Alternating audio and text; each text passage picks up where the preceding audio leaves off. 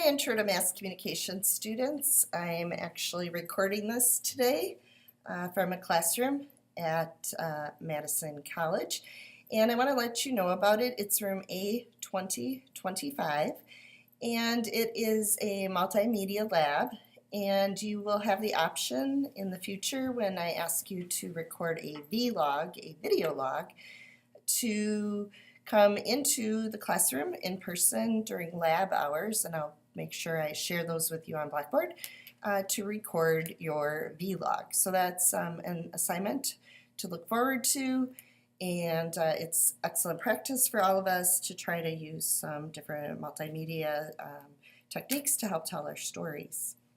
So in this video, I want to talk a little bit about our topic today, the Internet, new technologies, and media coverage.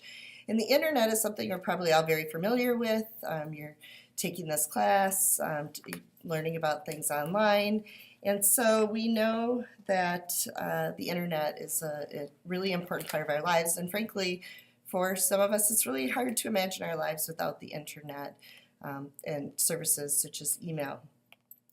One issue that is really quite a hot topic and has been for some time, but currently is under great debate, is something called net neutrality. And you'll be reading about that in this content. Net neutrality is referring to the principle that every website and every user, whether it's a private citizen or a multinational company, has the right to the same internet speed and access. And so it's an accessibility issue, and it's being challenged, and we may find that we will see more restrictions in the future, but it's something that many people are fighting to protect. As you are doing your readings and thinking about the content for this week, a couple things to consider. One is the role of the Internet in a democracy. And has the Internet made it easier for people to express their opinions, share their viewpoints? Of course it has. We have many outlets and different platforms for doing that now to be able to debate a wide range of topics.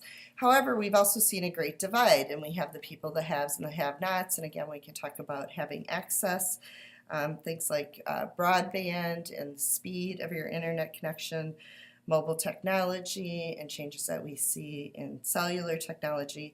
But with that, we also need to be thinking about the corporate side of things, the economy as it relates to the Internet, and some of the questions over commercial ownership and how that may affect how certain Internet platforms are used, restrictions that they have, and we can talk about things like Facebook, and recently talking about limiting their news feed, for example.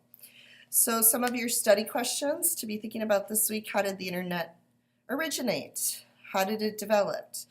What is the evolution from Web.1 to Web.2? What have been the changes that we've seen as the Internet continues to grow? What have major companies tried to control on the Internet? What kinds of failures have we seen, and why? Why did they fail?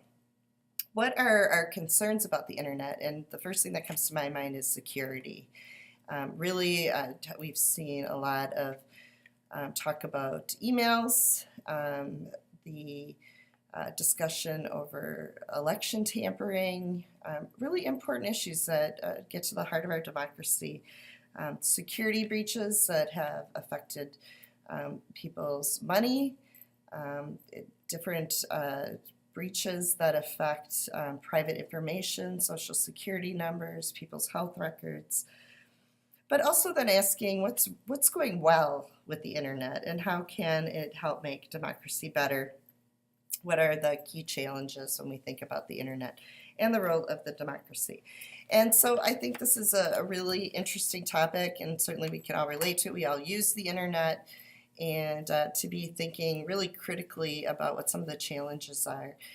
And again, I want you to be thinking about technology and how you will use that. You will be producing a video blog. And also in the materials for the session, You will be starting to think about your final project, which is a really important component of this class. It represents 30% of your grade, and is one of the reasons why it meets the stringent requirements it does as a transfer course. So I look forward to reading your viewpoints as always. Make sure you're responding to one another and keeping that conversation going. And I hope you will enjoy thinking more critically about the internet and especially really important issues like net neutrality.